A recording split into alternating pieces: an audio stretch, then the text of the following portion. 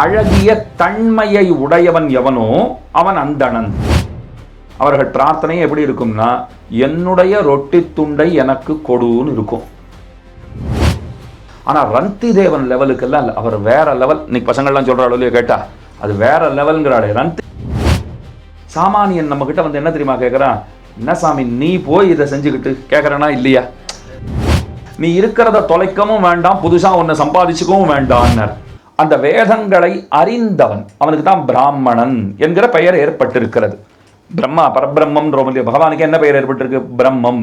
பிரம்மம்னா என்னன்னா பிருகத்வாத்து பிரம்மணத்வாச்ச பிரம்மமிதி அபிதீயத்தேன்னு சொல்லுவார்கள். எதொன்று தான் பெரியதோ, எதொன்று தன்னை சேர்ந்தவற்றையும் சேர்ந்தவர்களையும் பெரியதாக்க வல்லமை பெற்றிருக்கிறதோ அது பிரம்மம். அவர் இயல்பா பெரியவரா இருக்கார், தங்கிட்ட வரவாளையும் பெரியவர்களாக ஆக்கி விடுவார். இதை ஆழ்வார் பாடினார், தம்மையேயொக்க அருள் செய்வர்னர் சமன்கொள் வீடு தரும் தடங்குன்னம்னர். பரமம் சாமியமுபைத்தின்னு வேதாந்தம் சொல்லித்து, பரபிரம்மத்துக்குண்டான அந்த சாமியத்தை அடைகிறான், தன்னை போலவே அவர் ஆக்கி விடுவார். அதனால தான் பிரம்மம் என்று அவருக்கு பெயர் ஏற்பட்டிருக்கிறது. அப்ப பிரம்மத்தை அறிந்தவன், பிராமணனுக்கு என்ன ஏத்தம் அப்படின்னால் அந்த பிரம்மத்தை அறிந்தவனாக அவன் இருக்கிறான், தத்துவார்த்தத்தை அறிந்தவனாக இருக்கிறான். இப்ப தத்துவம்னா என்னன்னா, சங்கராச்சாரியரை கேட்டால் அவர் சொல்லுவார், ஒன்னுதான் தத்துவம், பிரம்ம சத்தியம் ஜெகன் மித்யா. அதனால தான் ஏகதண்டி சந்நியாசி. அவர்களை பாருங்க ஒற்றைக்கோல் பிடித்தபடி வருகிறார்கள். சங்கராச்சாரியர்களை பார்த்தா கையில் ஒரு கொம்பு வச்சுட்டு இருப்பா. ஏன்னா ஒன்னே ஒரு தத்துவத்தை இசைகிறவர்கள். ஒன்னுதான் தத்துவம், தத்துவமசி, அதுதான் ஒரே ஒரு பரபிரம்மன் தான், ரெண்டாவதே கிடையாது. அதனால ஒரு கோல்.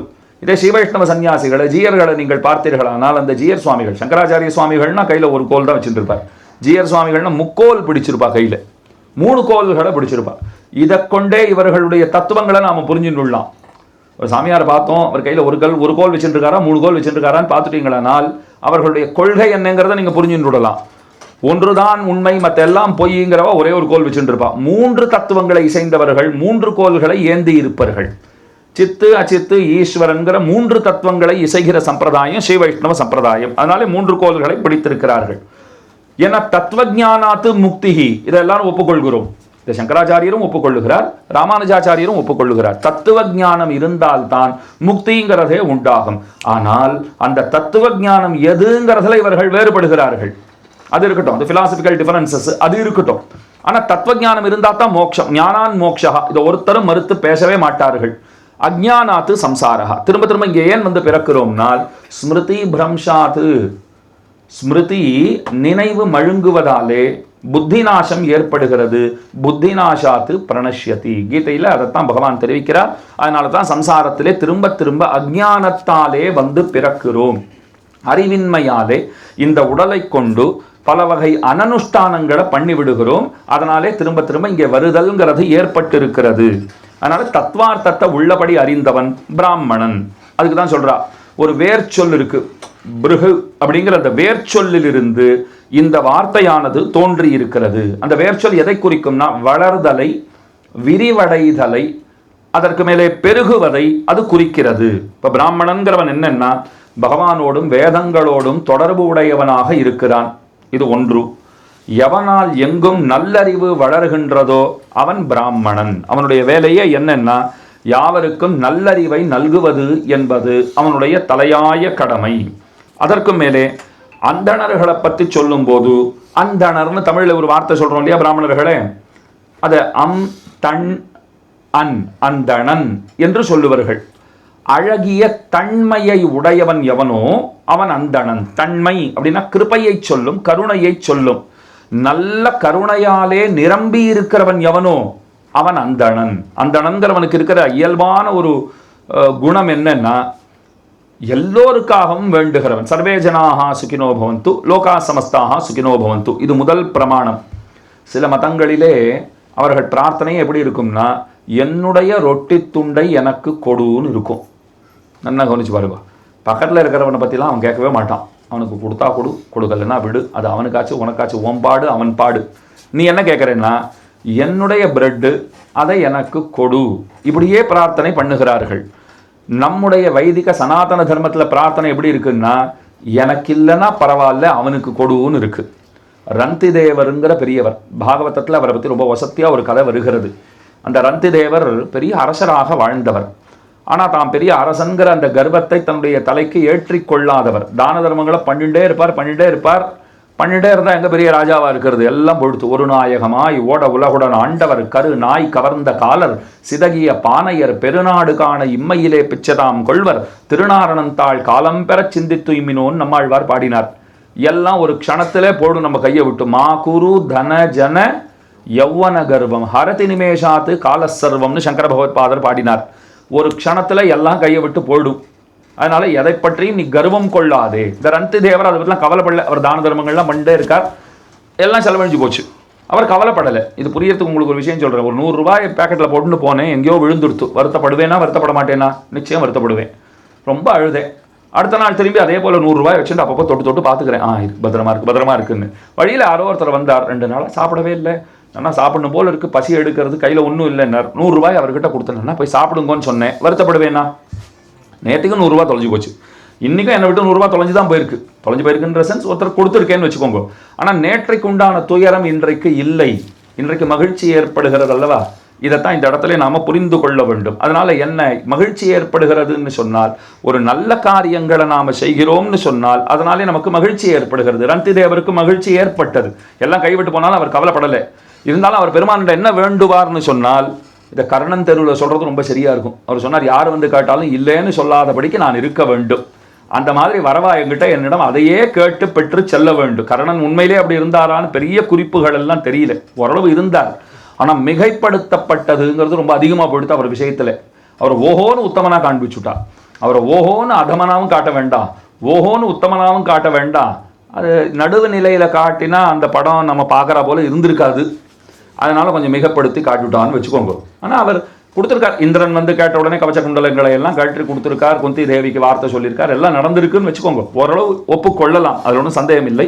ஆனால் ரந்தி தேவன் லெவலுக்கெல்லாம் இல்லை, அவர் வேற லெவல். இன்னைக்கு பசங்கள்லாம் சொல்கிற அளவுலையே கேட்டால் அது வேற லெவலுங்கிறாளே. ரந்தி தேவர் என்ன பிரார்த்தனை வச்சார் தெரியுமா பகவான் இடத்துல? இந்த உலகத்தில் பல பேர் கஷ்டப்படுறத நான் பார்க்குறேன், உங்ககிட்ட ஒரே ஒரு பிரார்த்தனைன்னார். என்னன்னு கேட்டார் பெருமாள். அத்தனை பேர் கட்டத்தையும் என் ஒருத்தனுக்கு கொடுத்து விடு, மீதி பேரை சௌக்கியமாக வை, இதை நான் உன்னிடத்துல மனமுருக வேண்டுகிறேன்னார். இது அவருடைய பெரிய குணம். அவர் பிரார்த்திக்கிறார் பாருங்க, இந்த பிரார்த்தனையைத்தான் நாம செய்ய வேண்டும், இதைத்தான் நாம வேண்ட வேண்டும். சீதா பிராட்டி வசத்தியா ராமன் வசத்தியான்னு ஒரு கேள்வி வந்தது. ஆராய்ச்சி பண்ணி பார்த்தா, ராமன் என்ன பண்ணார், விபீஷணன் வந்தான் சேர்த்துட்டார். சீதை என்ன பண்ணா, தன்னை அடித்து துன்புறுத்துகிற அரக்கிகள், அந்த அரக்கிகள் மன்றாடாத போதும் இவள் என்ன சொல்லிவிட்டாள், நாளைக்கு ராமன் வெற்றி பெற்று வந்தால் உங்களுக்கு எந்த ஹிம்சையும் நேராத வண்ணம் நான் பாதுகாப்பேன்னா. வேறுபாடு இருக்கும் இல்லையா? வந்தப்புறம் ஒருத்தங்க சேர்த்துண்டான்னா பெருமையா, துன்புறுத்துகிறவர்களையே உங்களை நான் ராமனிடமிருந்து காப்பாற்றுவேன்னு தாயார் சொன்னா பாருங்க. அதனால தான் பராசர பட்டருங்கிற ஆச்சாரியர் சொன்னார், தாயாருக்கு முன்ன பெருமாள் ஒண்ணுமே இல்லைன்னு விட்டார். அவர் இதை யாருன்ற சொன்னார்னா பெருமாள்டே சொல்லிட்டார். தாயார்ன்ற கூட சொல்ல, தாயார்ன்ற சொன்னா சரி அவ சந்தோஷப்படுவான்னு சொன்னான்னு வச்சுக்கலாம். ஒன்றும் இல்லை, ஒரு நாச்சியார் திருக்கோலம், வைகுண்ட ஏகாதசிக்கு முன்னாள் வரும் நாச்சியார் திருக்கோலம். ஸ்ரீரங்கநாதன் ஒரு பெண்ணை போல தன்னை நன்னா தாயாரை போல அலங்காரம் பண்ணிட்டு உட்காந்துருப்பார். புடவை கட்டின்னு இருப்பார், நல்ல பெரிய ஜட்டாமுடி இருக்கும், நல்ல மூக்குத்தி எல்லாம் இருக்கும், காதில் காதணி இருக்கும், திருமாங்கல்யம் எல்லாம் ஜாத்தின்னு இருப்பார், மொத்தம் இருக்கும்னு வச்சுக்கோங்க. யார் போய் பார்த்தாலும் யார் இந்த பொண்ணு ரொம்ப அழகா இருக்காளேன்னு சொல்றா போல இருப்பார் பெருமாள். அவர் அதைத்தான் விரும்புகிறார், வரவெல்லாம் ஏமாந்து போகணும்னு ஆசைப்படுறார். அவர் பல பேர் ஏமாந்துடுறாராம். அவர் பார்த்தார், யார் ஏமாந்தாலும் பராசர பட்டர், குரத்தாழ்வான் திருக்குமாரர், ராமானுஜருடைய அருமை சீடர், அவர் வந்து ஏமாந்தா தான் எனக்கு பெருமைன்னு காத்துட்டு இருக்கார். பட்டர் வரார், பெருமாள் அப்படி பார்க்குறான், வந்துட்டார் அவர் அப்படின்ட்டு தான் தன் ஒப்பனை எல்லாம் சரியா பண்ணிட்டு ஒரு நளினமா பெண்ணை போல உட்காந்துருக்கார். பட்டர் வந்து சேவிச்சுட்டே இருக்கார். பெருமாள் பெண் குரல்ல கேட்டாராம், நான் எப்படி இருக்கேன் அப்படின்னாராம். அவர் சொன்னாராம், பெருமானே இந்த பெண் வடிவம் உனக்கு கனகச்சிதமாக பொருந்தி இருக்கிறதுன்னார். அப்படின்னா பெருமானின் முதலே சொல்லிட்டாரோ இல்லையோ, பெருமானுக்கு தொலைய தொங்க போட்டுட்டார். அவர் எப்படி கண்டுபிடிச்ச நீன்னு கேட்டார். இன்னும் இது சரியா இல்லையா, அது சரியா இல்லையா, சீக்கிரம் சொல்லு நான் சரி பண்ணிக்கிறேன். ஐயோ நீ உடுத்திட்டு இருக்கிற மாதிரி புடவை எங்கள் தாயாரால் கூட உடுத்திக்க முடியாது, இந்த ஆபரணங்கள் ஒப்பனை எல்லாம் நீ பண்ணிட்டு இருக்கா போல ஒரு பெண் தோற்றாள், எந்த பெண்ணாலும் இப்படி செய்து கொள்ளவே முடியாது, அச்சு அசல் பெண்ணை போலவே இருக்கிறாய். பகவான் கேட்டார், இந்த போலவேங்கிறியா, அதுதான் இடிக்கிறதுன்னு. நீ எப்படிதான் கண்டுபிடிச்சே சொல்லுனா ஒரு போடு போட்டார் பாருங்கோ, நீ என்னதான் முன்னை எங்கள் தாயாரை போல எத்தனை அலங்கரித்து கொண்டாலும் அவளுடைய கருணை பார்வை உனக்கு வராதுன்னார். உன் கண்ணு காட்டி கொடுத்துருத்து ஒன்று, நாங்கள் எதுவும் கண்டுபிடிக்கல, உன் கண்ணு என்னன்னா எவன் தான் வந்திருக்கானா இவ்வளோ பாவம் பண்ணிட்டு வெக்கம் இல்லாத அப்படின்னு அந்த கோபம் வரைக்கும் இயல்பாக வருதான். நம்மளை பார்த்தா நம்ம பார்க்க வரா போலேன்னு வச்சுக்கோங்க, வரத்தானே செய்யும். நம்ம பண்ணுறதெல்லாம் அவளுக்கு தெரிஞ்சிருக்கு. அதனால கரியவாகி புடபரந்து மிளிர்ந்து செவ்வரியோடிய நீண்டவாய பெரியவாய கண்கள், அந்த கண் அப்படியே கோபத்தில் கொப்பளிக்கிறா போல ஆனதுன்னு, இதை மாதிரி எங்கள் தாயார் கண்ணு ஒரு நாள் ஆகாதுன்னுட்டார் அவர். அந்த கண்களை வச்சு தான் கண்டுபிடிப்பேன் அப்படின்னு சொல்லிட்டார். அப்போ சாதாரணமாக அந்த ரந்தி தேவருடைய பிரார்த்தனை ஆகட்டும், தாயார் சீதா பிராட்டி அரக்கிகளுக்கு செய்ததாகட்டும், இது ஒரு அந்தணனுடைய இயல்பான தன்மை. இப்போ அமாவாசை தர்ப்பணம் எல்லாம் பண்ணுறவாளுக்கு நல்லா தெரிஞ்சிருக்கும். பண்ணும்போது கடைசியில் பாருங்க, அதில் ஒரு அழகான மந்திரத்தை சொல்லித்தான் அதை நிறைவு செய்கிறோம். ந அந்யகோத்ரிணா தே திருப்தி மகிலாயாந்து மயாத்தியக்தைஹி குஷைஸ்திலைஹி. பல பேருக்கு அர்த்தம் தெரிஞ்சிருக்காது, ஆனால் அப்படியே பண்ணிட்டு அதில் போட்டுருவா. எல்லா புக்னங்களையும் கழற்றி எல்லாத்தையும் ஒன்று சேர கையிலே பிடித்து கொள்ள வேண்டியது, கொஞ்சம் எள்ளை எடுத்துக்கொள்ள வேண்டியது, தீர்த்தம் சேர்த்து விட வேண்டியது.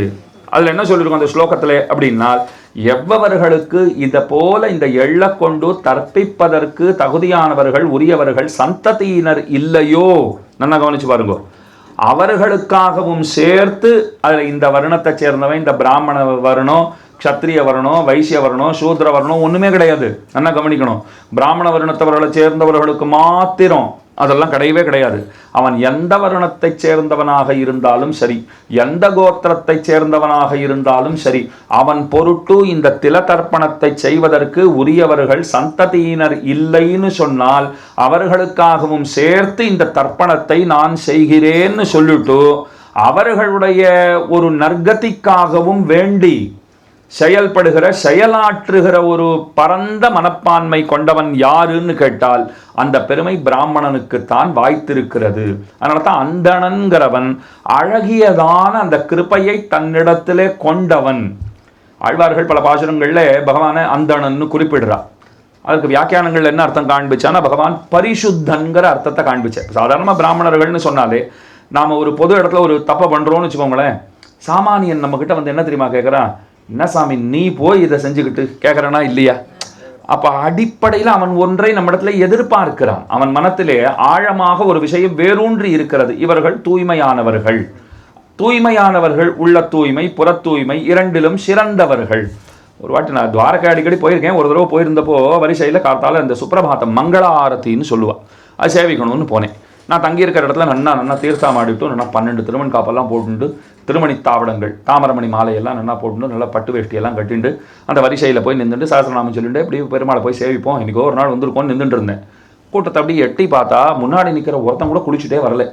எல்லாம் வடதேசத்து ஆட்கள் மொத்த பேரும் எல்லாம் தள்ள முண்டாசு கட்டுருக்கான், கொட்டாய் விடுறான், இப்படி ஒரு போர்வையை போத்துட்டு இப்படி சொரிஞ்சிக்கிறான். ஒன்றும் இப்போ ஆளை பார்த்தாலே தெரிஞ்சுது குளிச்சானாங்கிறது பார்த்துட்டோம்னா பல்லு தேய்ச்சானாங்கிறது கூட சந்தேகம்தான். தூங்கி எழுந்து அப்படியே வந்தாச்சு. பார்த்தேன், இது என்னடா அது நம்ம இவ்வளோ தௌத்தமாக வந்திருக்கோம், இந்த மாதிரி எல்லாம் நிற்கிறாளே அப்படின்னுட்டு நான் முன்னாடி நிற்கிறவரை பார்த்து கேட்டேன், சன்னதிக்கு வந்திருக்கீங்கோ?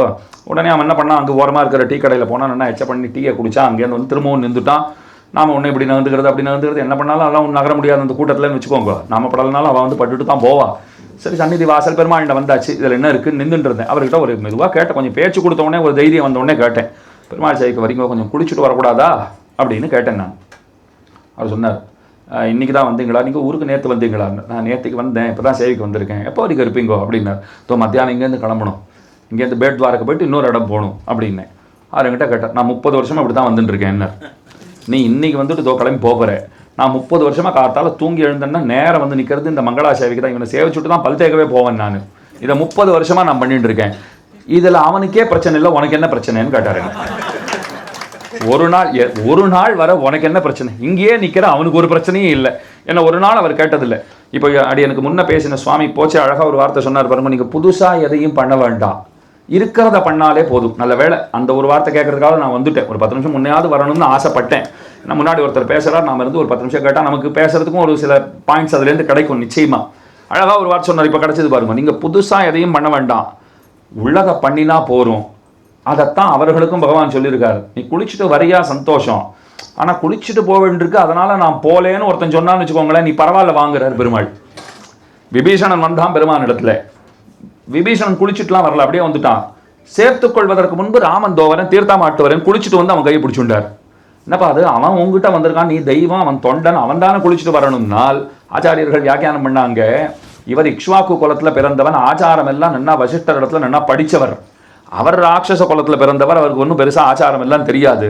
அவர் எப்படி நடந்துக்கணுமோ அப்படி அவர் சரியாக நடந்துட்டதுனால இவர் எப்படி நடந்துக்கணுமோ இவர் சரியாக நடந்துக்கணுங்கிற நிர்பந்தம் இருக்குது இங்கே. என்ன அவன் எப்படி இருக்கணுமோ அப்படி இருந்துட்டானோ இல்லையோ, அப்ப இவர் எப்படி இருக்கணுமோ அப்படி இருக்கணும். அதனால அங்க பட்டர் ரொம்ப அழகா வியாக்கியானம் பண்ணார். நீ இருக்கிறத தொலைக்கவும் வேண்டாம், புதுசா ஒன்னை சம்பாதிச்சுக்கவும் வேண்டான்னார். அவனிடத்துல ஒரு தூய்மைங்கிறது அது இயல்பாகவே இருக்கிறது. அந்தணர்கள் யாவர் அப்படின்னா தர்மத்தையே செல்வமாக உடையவர்கள். அப்படி ஒரு ஸ்ராத்தம் நம்ம பண்ணணுமாங்கிற ஒரு கேள்வியே ஏற்படுகிறது. இவ அப்பா போயிட்டாரேன்னு இவர் ஸ்ராத்தம் பண்றது இல்ல, வாத்தியார் வராரேன்னு ஸ்ராத்தம் பண்றார். அதனாலதான் இந்த இடத்துல குறுந்தகை சொல்றது பாருங்க, அருளோடு நிறை நிறைந்தோர்.